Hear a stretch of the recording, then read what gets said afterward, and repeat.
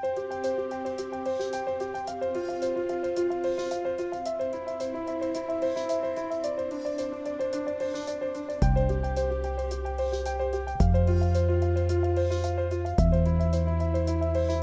have two presenters, that is Lisa Tribuzio and Frank Mathisen. Lisa Tribuzio, some of you may know that she has been the manager for the center, and now she is the manager of Lotus Consulting. She is also social worker by trade, and she has 25 years experience in the field of equal opportunity, lobbying to governments to address poverty, social disadvantage, racism and discrimination, and policies which promote oppression of Australian communities. Lisa has also worked in the fields of multiculturalism, disability and youth, and family services. And she brings with her experience and knowledge working in community welfare, media, the local government, and the education sector.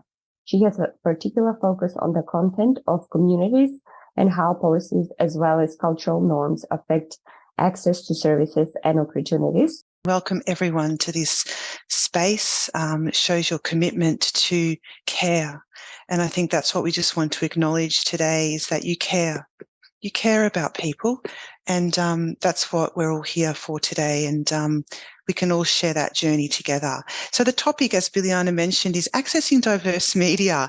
And the reason why we wanted to talk about this is because when you think about older people that are accessing aged care services, and perhaps if we're looking at the context of residential care, you know, residential care is their home, right? It's their home. And how do we have spaces in people's homes that they can that can reflect their linguistic diversity, that can reflect their cultural diversity, where stories can be reflected from a range of different cultural backgrounds and from around the world. And we're really excited to have Frank here from SBS, because obviously SBS is a lead media agency in delivering culturally diverse storytelling, including Indigenous storytelling. So we're really excited about that. We've got a case study, and it's just an overview of a client who, it's a very simple example or a case study of a client in your residential care facility or in your program or your home care program or your social support group or whatever you're doing in your work. Or imagine that you were to come across a client who speaks Nepali, and this client does not speak English at all. So they've come to your service and they speak Nepali. We want you to come up with some questions as to how you would think about responding to this client around delivering culturally and linguistically appropriate media or entertainment. So rather than thinking of the solution of what you would give that person, are you able to think now of a question to get further information about this person's needs around accessing diverse media?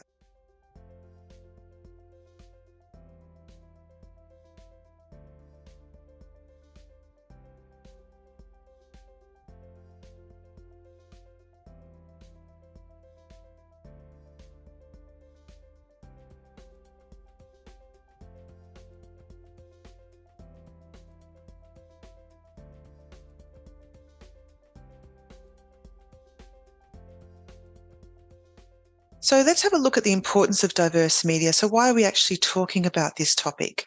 Well, the media plays a crucial role in our sense of belonging, and this has been supported by research in the fields of how, accessing diverse storytelling can also allow people to feel a sense of belonging in Australia, if we think about it, but also safety in their environment.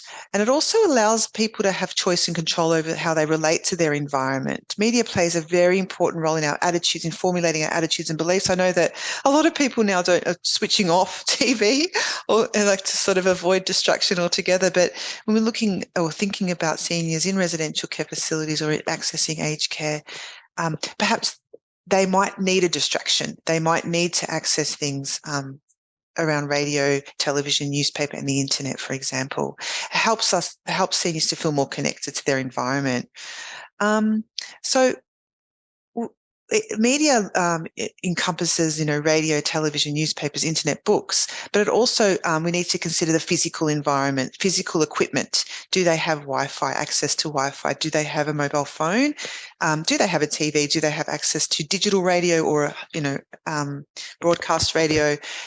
Do they have broadband connection? And how can they access some of those, media outlets online that need a subscription, for example? So do they have financial resources as well? Bit of an overview of the types of media.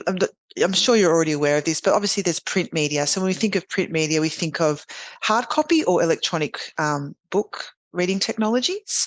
And culturally diverse written media options may include ethnic-led newspapers, multilingual magazines, and multilingual books and posters. And I've put in an article there just to have a read about the importance of ethnic media. And newspapers and the history of newspapers in Australia, that it was led by migrant communities, and that this is a resource that has, some of them have a long history, like Il Globo, the Italian newspaper that my grandfather would get every single day, or Neocosmos, the Greek newspaper. You've got Punjabi Express, you've got Australian Jewish News, you've got the Australian Chinese Daily, just to name a few. And so these are important newspapers for some people. And even if some of your clients don't know, you might want to introduce them to some, and they might go, oh no, or yeah, let's have a go. Broadcast media is things for a large audience like radio, television and satellite broadcasting. And we've got great examples in Australia, such as the Australian ethnic-led audio media platforms like SBS, which Frank will give you an overview today, and how to access SBS in-language content. A National Ethnic and Multicultural Broadcasters Council, the NEMBC, have lots and lots of languages in radio and podcast content, all for free. So I think we should leverage off these amazing services that we have in Australia. Some of them are, internationally recognised programs, because, we're leading the way in some respects in multilingual media in Australia. The other thing to note is, and you go online, you'll also see things that involve subscriptions, like I mentioned before, or payments, for annual payments, like when you subscribe for Netflix, for example. And we know that Netflix has different movies in different languages and subtitles, and SBS On Demand also have subtitle options. But one that I found was iStarbox. So when you go to iStarbox, it has content in over 3,000 languages. And we're not just talking about news, because, you don't just want to watch the news all the time. It's got movies, TV shows like Bollywood movies, or you might have telenovelas from the Spanish community. You've got a range of fun and entertaining sitcoms, and it's got all the different subscription options, but the people need Wi-Fi, obviously, and, like a sort of a special remote control. But I think there's also an app that can pay for. So just to let you know that it's a really good program, and it's very accessible. So when you buy it, it'll ask you to choose which language you want, and then it'll go into all that content. So imagine, like, you've got an older person in a residential care facility, and they have access to it in their room, just to give you an example. And the last one is the internet. So don't underestimate the power of the internet. Of course, where do we even begin in cyberspace here? But I thought I'd bring to your attention that Google does offer a service where you can simply put in a link, and Google is available in any language. Well, not any language. I'm sure there's a few languages that are not available in, but there's a lot of languages that Google can deliver information in, and search for anything in that language. And Nikki's going to put the practice guide link there, Accessing Diverse Media Practice Guide, that we've developed here at the centre, with the link in it. So if you're helping an older person to navigate the internet in their language, you can do so simply by putting in the link, and everything in Google is in that language. And there's other fun things like Youku, for example, which is the YouTube for the Chinese community. So like all of that is in for Chinese culture around the world. So it's just a bit of an example. And of course, you've got WhatsApp, Skype, Facebook, et cetera, for older people to connect with different groups around the world and their family members. We've already gone through the key considerations that you've actually raised in our case study. So that's really great that we've already gone through that. But in terms of just to sort of consolidate what we've found already, is that, it's really important that we take into consideration the cultural sensitivity of the media content. So if people are coming from backgrounds, for example, where they've gone through, trauma or have had a refugee experience or a political persecution, you might need to be conscious that perhaps some of that content might be a bit sensitive.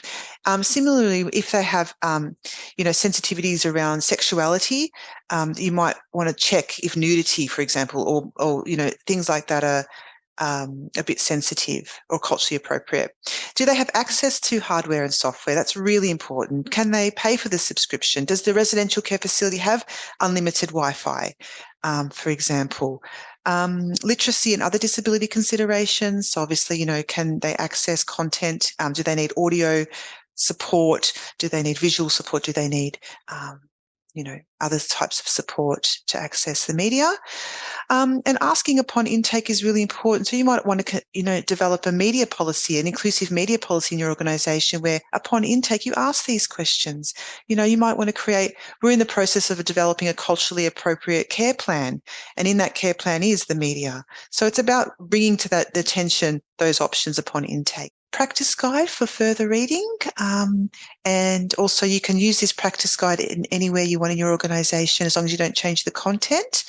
So you can put that, distribute that to your staff or put it on your website. With us also today, we have Frank Mathisen. We have the pleasure of engaging him for this presentation. Frank he works at SBS and engages with Australia's multicultural communities across more than 60 different languages as the community manager at SBS SBS Audio. So welcome, Frank. A little bit of a back history. SBS was established back in 1975 to provide news and information to Australia's increasingly diverse population. And the key reason it actually was established was that at that time, the government of Australia was introducing what we know now as Medicare. And they needed a way to reach out to all those people who didn't understand English that well. So they bought 2 local radio stations, one in Melbourne and one in Sydney, and started broadcasting information. But then to get people interested, they also needed some news, some entertainment and other content in the languages. And this part of the service became very, very popular and became a demand from the community that we need this as a permanent service. We had then evolved from being a local radio stations in 2 cities to be a nationwide broadcaster on radio, on TV, and online. And our charter ensures our commitment to making a difference. And the purpose is to inspire all Australians to explore, respect, and celebrate diversity. And by doing so, inspire a cohesive society. Who do we serve? We take a lot of our data from the ABS census that is conducted every 5 years. And out of Australia's 25.4 million people, 5.5 million are speaking a language other than English at home. And there is 429 different languages spoken in Australia, and 3.2% are identified as Aboriginal or Torres Strait Islanders. And many are born overseas. Almost 30% are born overseas. Almost 50% have at least one parent born overseas. And that's just got to show that Australia is a multicultural nation, and we have people from all around the world. And of the 25 million, as many as 850,000 speak little to no English. And all this data is based on the census. So these are self-identified data in the census that everyone residing in Australia has to answer. And our vision is to be a trusted voice in the hearts, hands and heads of a multicultural and multilingual Australians, and to build empathy and belonging in the community. And we talked a little bit about Australia in general, but also having a look at some of the data about the diverse population. So 4.1 million Australians are aged 65 or over, and 18% of them speak a language other than English at home. And again, these are self-identified numbers, so it is probably higher because a lot of people, they might be married to someone not speaking their own language, which means they might speak English at home as their common language, but the preferred language might still be a different language. And of the population over 65, there are 340 different languages spoken. So again, there's a huge variety there. And on the right-hand side of the slide, there are I brought up some numbers of the largest communities with in the aging group, or those over 65. So almost 100,000 Italian speakers are over 65 years old. And the numbers in the parentheses there are 43%, that are then 43% of Italians in Australia. And the Greeks is the second largest group in numbers, with 75. And the Mandarin speakers, although only 9% of the Mandarin speakers across Australia, they are still a large group over 65. And the same with Cantonese and Arabic. A little snapshot of the SBS language services in language. I come from SBS Audio, the division that then focuses on audio content and also makes, which is the key part of the language services in Australia. We are based upon all our audio services. We have more than 60 languages, which makes us the world's most multilingual broadcaster. I think you have Voice of America and BBC sort of in the 40s, so they still have a long way to go. And all this content on SBS Audio, it is produced in-house at our studios, either in Sydney or in Melbourne. And you can access that through live radio, through podcasts, through our websites, or through social media. So you can, your audiences or your people in your care can listen to SBS audio in their own language. We'll dig a little bit deeper into that later, but we also have another service called SBS World Watch, which are news bulletins coming from around the world. We don't produce this ourselves, but there are language bulletins or news bulletins from France, from Italy, from Japan, from a lot of places around the world, where we then have a partnership or an agreement with the local broadcaster that we can take half an hour of their news bulletin and broadcast it on SBS. And we have a separate channel for that called SBS World Watch, which you then can access on that channel, but you can also access it on SBS On Demand. And SBS On Demand, as Lisa mentioned earlier, is our streaming service to which all our content will be available. And then you can watch SBS World Watch there, but also all our programming goes there live. So across all our channels, whether it's World Watch, SBS TV 1 or 2, or our food programs, or even our world movies. But also you can then watch and follow anything in Catch Up. That's also where we put all our movies and TV series and stuff, of which most are sourced from countries that speak a language other than English, which is also then what makes us different to many of the other broadcasters and streaming services out there. So let's dig back into SBS Audio a little bit further. As I said, this is the heart of the language services at SBS. So we have, not all of our services are provided on air, although most of them are. Some only with 1 hour a week, and some with a couple of hours a day. So it all depends on the size of the language and how they have been serviced in the past. So they can listen to it on live radio. You can also listen to it on the SBS Audio app, as you can see an image of on the right-hand side there. For one of the residents that you might have, maybe a little bit hard to set up, but if they do have a device, whether they're a tablet or a phone or a smartphone, they can actually then subscribe to or just have the favorite of their own language. I have put in Italian here, for example. So then up on the top there, you have the general Italian feed, but you also have then separate podcasts around Slow Italian Fast Learning or The Ugly Duckling of Italian Cuisine, which is then talking around a lot about food. And then you have all the latest episodes is there. That's sort of individual episodes that we put out. or you can have a catch-up radio where you can listen to the whole Italian program that lasts for 2 hours every day. So if they don't have time to or forget to tune into the live radio, you can still listen to the whole program in catch up if there is another time during the day that is more suitable for you. So getting set up on the SBS Audio app is an easy way for them to then be able to listen to a lot. And we do have news and current affairs from Australia, but also from home country. And we do have some content series as well called Australia Explained or Mind Your Health. And I'd like to mention those particularly. Those are produced by separate teams, but they're translated by all our language services.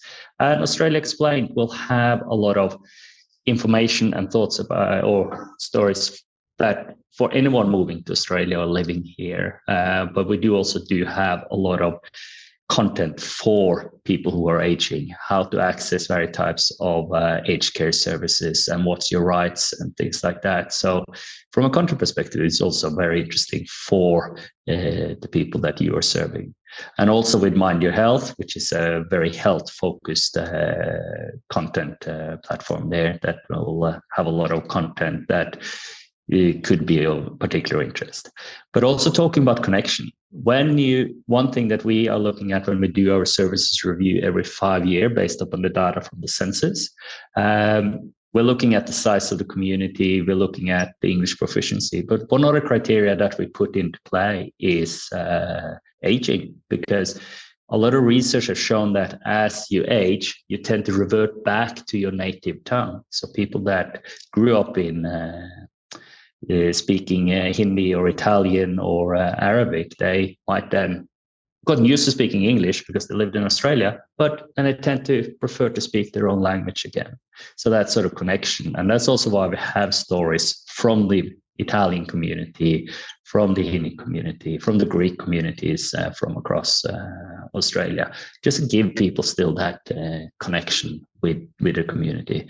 And we do have a lot of culture as well, whether you have visiting artists, books reviews, film reviews, etc. On our audio programs. And I did mention World Watch. That's news and current affairs from 36 broadcasters from around the world. And you can, on the TV, tune into channel 35 to access it. And you can also stream it on SBS On Demand. So I thought I'll mention there. And then SBS On Demand, that's almost everything we produce on SBS and have a broadcast. You can find it there. You will have to sign in. You can see a little bit what is there, but by just going to the website. But after you signed in, you we are able to then see what's been relevant. You can also we can then help you serve it, because if you then do choose a lot of Greek content, for example, you can get more of that. You can also set your preferences. And we will have news and current affairs there. We will have the live TV, movies and series, the World Watch you can watch there. And either go to the website, sbs.com.au/on-demand, or we also have a separate app for that as well, SBS On Demand app. So, for the login on SBS On Demand, even the login we have in language. So up in the top right corner, you can then choose. We have so far managed to produce it in Arabic, simplified Chinese, traditional Chinese, Hindi, Korean, and Vietnamese for people that might then not be as strong in English. Even the login and all the menu pages is in that. And the content that you're accessing there as well, we do have a lot of collections in various languages that makes it easy to navigate and find the relevant languages there. And just at the end, I also thought I'll mention something that we have that is called the SBS Inclusion Program. Probably not necessarily so much for your users, but it is a set of online courses and resources if you're working with people from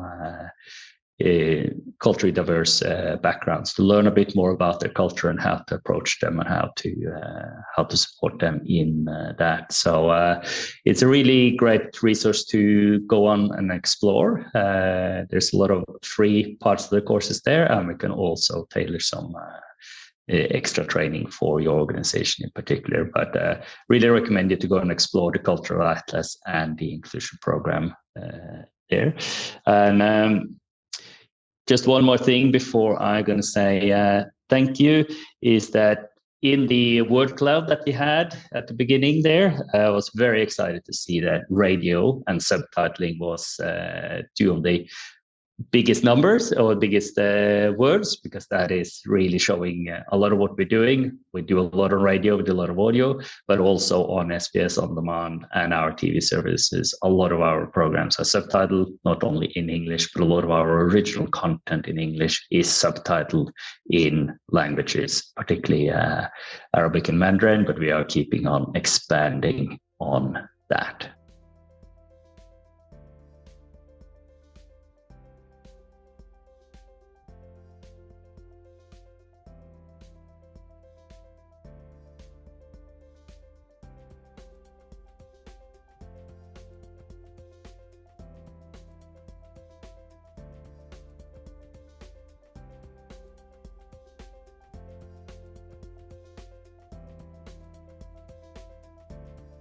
So now I'll go to the first question I have for Frank. I wanted to ask you, which were the new language or new language programs you have included after the census findings? We review our services in SBS Audio every 5 years based upon the data coming out of the census. It normally takes us a year or two to actually go through all that information, and we do it through a consultation process with anyone that wants to respond to it. But after the last one and early this year, we introduced 5 new languages.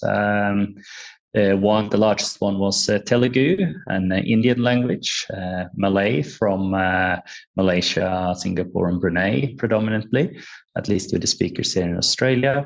We also introduced Oromo from Ethiopia, and we introduced Tetum, which is from Timor-Leste, and Bislama from Vanuatu. So we have new languages. The program is expanding. I think what you were saying before as well, Frank, it's really amazing, I think, for all of us to remind the multilingual and multicultural nature of Australia, that actually you're the largest multilingual broadcaster in the world. That's just amazing here in Australia. Thanks, Frank. Lisa, now the next question goes to you about the accessibility in terms of multicultural communities who might have a disability or hearing impairment. Is there anything that you wanted to add there, or any advice you can give? Yeah, thanks, Nikki, for that. And I think that this is certainly a topic for further exploration, and something that, around when we think about further questioning around accessing media, the barriers that older people living with a disability may face in accessing media, and not only living with a disability, but having language barriers. So there's those, key considerations to consider. And I think that when we look at, literacy, for example, it's really important that we consider that they have access to video content, and, whether they are able to engage with subtitles, for example. When we look at people living with a hearing impairment or who are deaf, that's a whole other field of study, or a sector to perhaps, look into. And I know that the Centre for Cultural Diversity did run a webinar around older people from culturally diverse backgrounds who are living with a hearing impairment. So we've just started to look into that field. But in terms of media, do we have media that has Auslan interpreters? When we think about that, there are special events that happen, for example, during COVID, where there was an Auslan interpreter, right? Because we know that that's important information, but why can't we have that everywhere? And I think that's something to consider around inclusive media at large, how to advocate for that. And we know that people living with a hearing impairment, can access electronic media, of course, newspapers and the internet at their and scroll at their own pace. For those that are living, with a visual impairment or are blind, obviously that's another thing to look into. Perhaps, Nikki, we can delve into that with peak bodies like Vision Australia, for example. But these are the further questions to consider, and I just wanted to thank Linda for bringing up these key considerations and really important, especially in the aged care sector, when we know that older people are particularly vulnerable in having a disability. I know SBS have been looking into this, haven't they? Yes, we have been doing some work in that space. Still not going to say that we are perfect, and we are always trying to keep evolving so we can serve Australia's community as best as we can. But particularly, as you were mentioning, COVID, we did a lot of our COVID informational videos. We also produced them in Auslan because we recognized that that was a particular need, that information also got out there. And we do have on some of our news, and particularly also, as you said, probably more special events and stuff, we do have some Auslan interpreting on our news and current affairs and stuff. So, but still want to keep on exploring there and trying to see what more can we do in that space. I just want to highlight as well that we know that, there's different sign languages around the world. That's another, I guess, challenge in terms of communication. I was just curious as to whether anyone had any comments they wanted to say, or any reflections of what's been discussed so far. And I know, Linda, you had the comment there around, does SPS link with OPAN? Could you explain, Linda, what you mean by that, please? I'm a member of the OPAN National Reference Group. I'm a long-time carer of someone living with a very rare young onset dementia who has lost language. I've just been on an OPAN webinar outlining the changes proposed for the new Aged Care Act. And I've been at several policy meetings recently as well around this. And I'm wondering how that information is going to get to people who speak no English and people who are hearing impaired, vision impaired, and both hearing and vision impaired. Also, given all the intersectionality issues about diverse communities, LGBTQI people, et cetera, et cetera, et cetera. So it seems to me that with so much happening in the aged care space, that if SBS can liaise consistently with OPAN and vice versa, and with COTA, where they're doing joint webinars, there should be a means of translating these, because they're usually 1 hour webinars. They're not. We did have a 3-hour consultation last week, but I wouldn't expect that to be translated. However, the webinars go up on the OPAN website, so they're easily accessible, but they're not in themselves translated. This is a very, very good reflection, Linda. And of course, at the Centre for Cultural Diversity and Ageing, we're constantly advocating for multilingualism to be embedded across all the service sector and the whole consumer pathway. We actually developed the Multilingual Older Persons COVID-19 Support Line, which was a pilot program, which was that they can call in their preferred language rather than just linking to an interpreter, et cetera, et cetera. So there's lots of different models out there. And Nikki and I are in the process of advocating for, in relation to the new Aged Care Act, to embed culturally appropriate care options throughout the new Act. In terms of SBS, I've just put in the link there, just a few stories that they've done over the years under the Australian Explained podcast, which is My Aged Care Rights and How to Make a Complaint in over 20 languages, and the Centre for Cultural Diversity and Ageing's consumer voice film in over 15 languages there, Linda. But I know what you're talking about there is more current information and how to, have multilingual options across the service sector. And this is a human right. This is part of the Aged Care Act. This is part of the Aged Care diversity framework, et cetera, et cetera.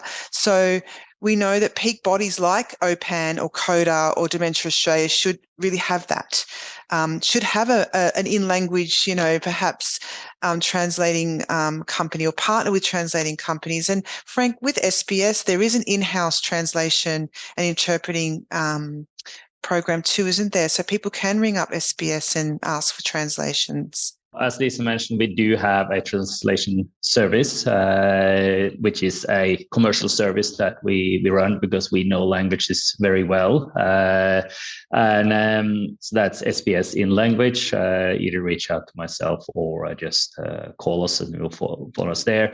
And in terms of just the general content, as Lisa mentioned, we do have things on Australia Explained that is really catering for age people. And then I'm not going to say that we have worked with Open, but we go out to peak bodies and other experts to then get their feedback and input on these types of episodes. And when we do then have more in the political space, our news team will then always cover what is required. And when that goes into the news bulletin, our language programs are translating that and presenting it in language, but it's then produced by our news team. Thanks very much for that, insight in terms of how we make information accessible and multilingual and responsive to multicultural communities. I think there's definitely more work that can be done. I thank, wholeheartedly Frank and Lisa for their great insights.